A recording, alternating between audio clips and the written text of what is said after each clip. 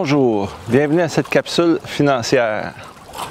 Aujourd'hui, on va regarder avec un petit peu plus d'attention le revenu locatif ou investir dans un bien locatif.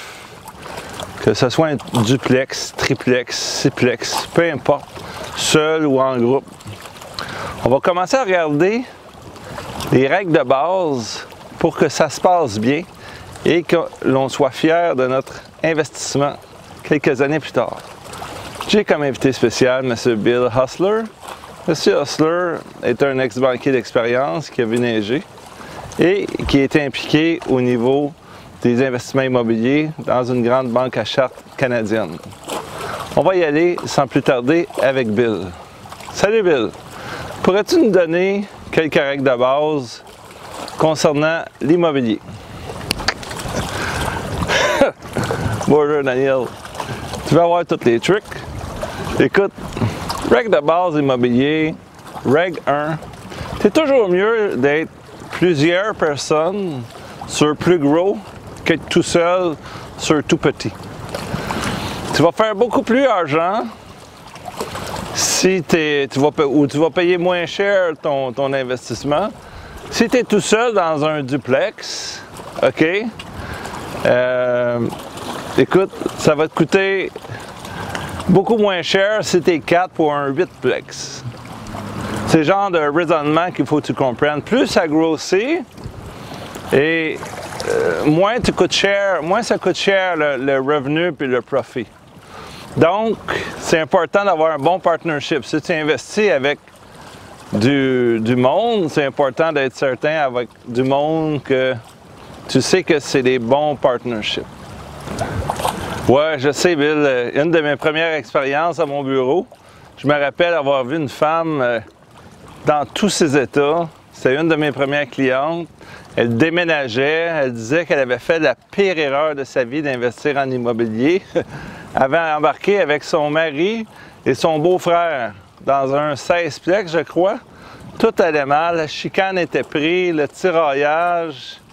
Elle pleurait sans arrêt. Bref, à un moment donné, elle est disparue. Je n'ai plus jamais entendu parler. Mais elle disait que ça a été la pire erreur de sa vie. C'est ça qu'elle me disait. Donc, il faut choisir ses partenaires. Et je ne suis pas certain que c'est toujours la bonne chose. La blonde, la femme, le chum, le conjoint, le beau-frère. Il faut peut-être garder une petite gêne au niveau de la famille. Qu'est-ce que tu en penses? Ouais, écoute Daniel, c'est du cas par cas, mais des fois c'est mieux de ne pas mêler famille avec le business. Si investir avec femme ou avec mari, puis après ça divorce, si les papiers ne sont pas bien écrits, peut regretter longtemps, ça peut faire encore plus mal le divorce. As-tu d'autres conseils, Bill, à part le choix du partenaire et d'investir bien gros, on peut décider de commencer petit aussi? Qu'est-ce que tu aurais à donner comme bon conseil à nos auditeurs? Écoute, Daniel, et règle de base, c'est de trouver bon locataire. Si tu as déjà bon locataire fiable dans un investissement immobilier, c'est bon, parfait. Mais s'il faut que tu trouves des locataires, c'est un processus très, très important. Tu fais des recherches en enquête de crédit, enquête criminelle. Il y a toutes sortes de maintenant, c'est tout accessible.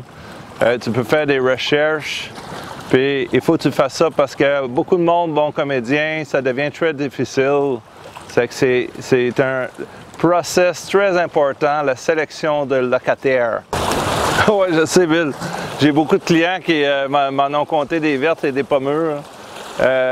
Ils ont pris ça à la légère. On a encore un peu de temps pour un dernier conseil. As-tu quelque chose d'autre à nous dire? Oui. Écoute, Daniel. Très important, le monde va dire, on le savait, pas besoin de petites capsules. Trouver bon prix. Très important, la moitié du profit, c'est quand tu trouves quelque chose à un bon prix. Quelque chose, il faut que tu calcules les revenus, moins les dépenses, taxes, assurance, entretien, etc. Là, tu as un profit avant intérêt. Puis là, tu divises ça par le prix payé, ça te donne un pourcentage de rendement. Et là, tu peux comparer ça avec d'autres investissements pour quelque chose de similaire, pour la même grosseur. c'est que le pourcentage de rendement, c'est très bon.